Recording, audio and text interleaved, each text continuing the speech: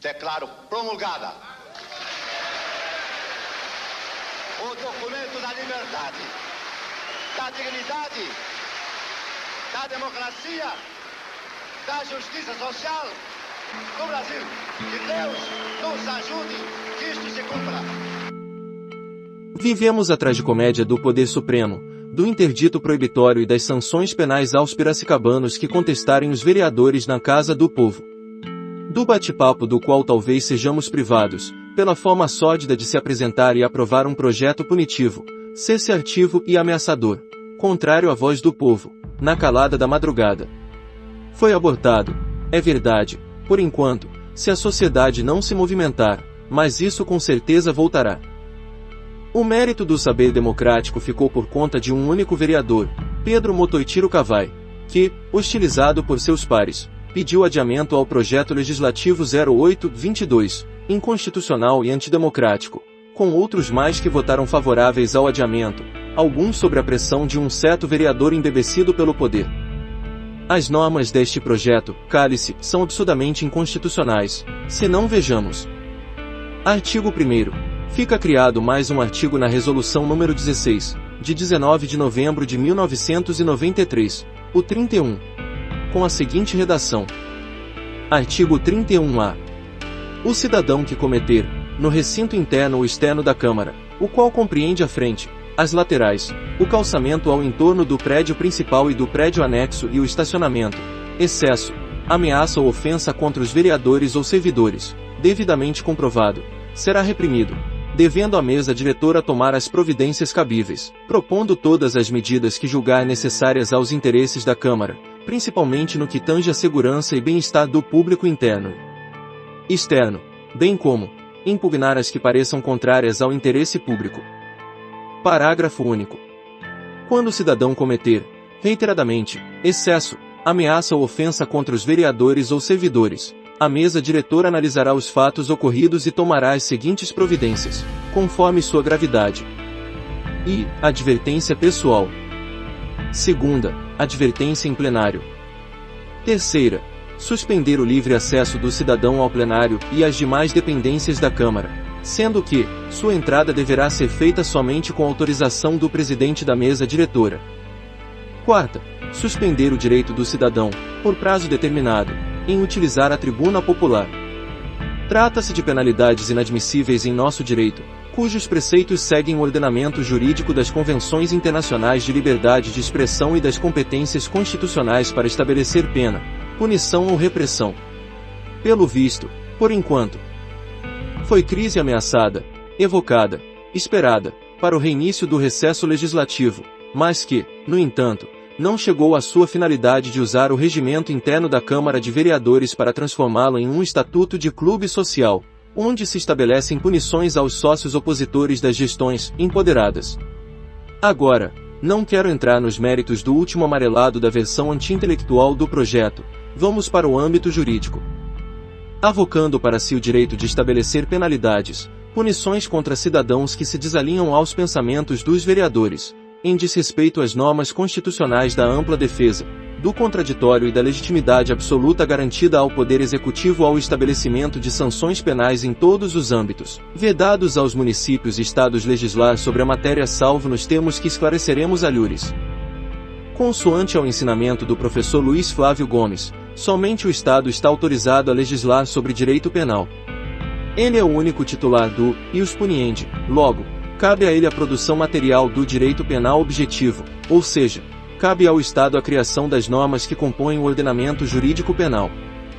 Ressalte-se que a distribuição da competência legislativa vem descrita na Carta Política que, em seu artigo 22, determina competir, privativamente, à União legislar sobre direito penal.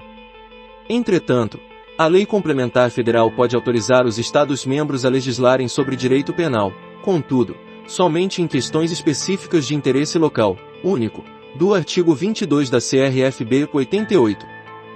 Sublinhe-se, questões específicas, podendo ser algo como uma regra penal sobre trânsito em uma determinada localidade ou sobre meio ambiente em uma região. Logo, Nenhum Estado está autorizado a legislar sobre temas fundamentais do direito penal, sobre o princípio da legalidade, sobre as causas de exclusão da antijuridicidade, sobre a configuração do delito. Tem-se o garantismo como um sistema que limita, entre o constrangimento e a evidência, tendo em vista quando o caso é submetido ao processo, com suas devidas etapas, investigação, acusação, defesa e decisão. Tem o objetivo de evitar juízos imediatos, realizados ainda no calor da emoção.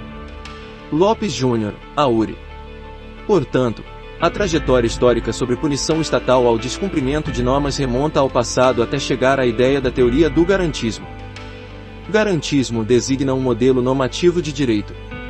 Precisamente no que diz respeito ao direito penal, um modelo de estrita legalidade, próprio do Estado de Direito que, sob o plano epistemológico, caracteriza-se como um sistema cognitivo ou de poder mínimo, e sob o plano político, caracteriza-se como uma técnica de tutela idoneia para minimizar a violência e maximizar a liberdade. Outro significado trazido pelo professor italiano Luigi Ferrajoli, principal responsável pelo desenvolvimento da teoria do garantismo penal, reflete sob a ótica da teoria do direito e crítica ao direito. Vejamos, garantismo designa uma teoria jurídica da validade e da efetividade como categorias distintas não só entre si, mas, também, pela existência, o vigor das normas.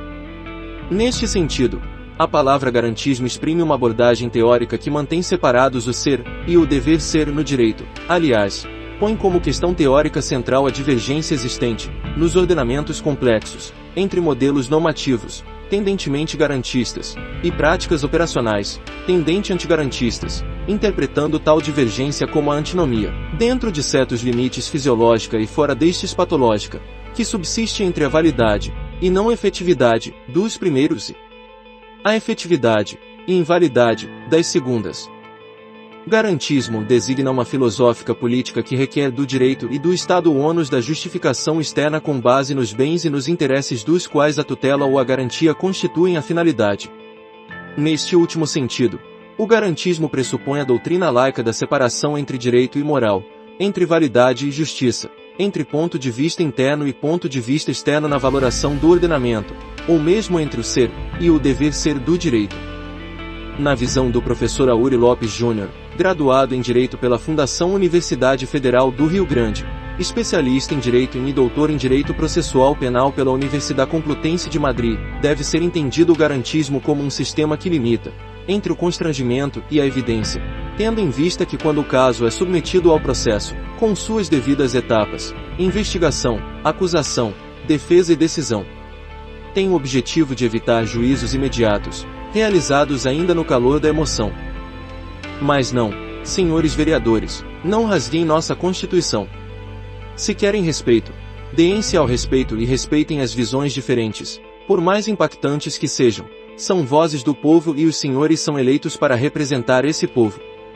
Por um senso de responsabilidade, vocês querem, por motivos de vaidades de poucos vereadores, 3 para dizer a verdade, trazer o interdito proibitório legislativo para uma nova e absurda cultura jurídica do impossível. Respeito, senhores integrantes da mesa diretora do Legislativo Piracicabano, trata-se de uma via de mão dupla, conditio sine qua non. Está mais que na hora do fisiologismo e da ideologização do absurdo serem expulsos desta casa, em proteção ao Estado democrático de direito, que é nossa missão maior defender. José Osmir Bertazzoni, jornalista, advogado.